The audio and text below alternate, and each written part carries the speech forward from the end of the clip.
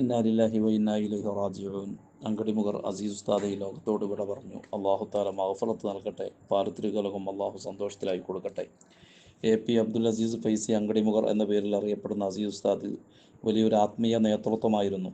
അങ്കടിമുഖർ ദീർഘകാലം അവിടെ ഖത്തീബും മുദരിസും എന്നതിനപ്പുറം അവിടുത്തെ വലിയൊരു ആത്മീയ നേതൃത്വമായി. സുന്നത്ത് ജമാഅത്തിൻ്റെ എല്ലാ പ്രവർത്തനങ്ങൾക്കും മുമ്പിൽ നിന്നുകൊണ്ട് നേതൃത്വം കൊടുത്ത വലിയൊരു പണ്ഡിതനാണ്.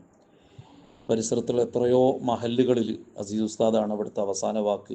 അവിടുത്തെ രക്ഷാധികാരിയോ അവിടുത്തെ വലിയൊരു നേതൃത്വമോ ഒക്കെ ആയിരുന്നു.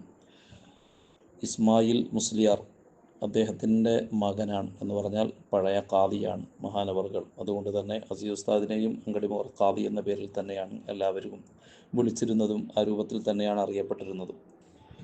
വലിയ വലിയ മഹാന്മാരായ പണ്ഡിതന്മാരുമായിട്ടൊക്കെ വലിയ ബന്ധമുണ്ടായിരുന്നു. അള്ളാഹു സുബ്ഹാനഹു വ തആല ആഖിറം സന്തോഷത്തിലായി കൊടുക്കട്ടെ. ആമീൻ.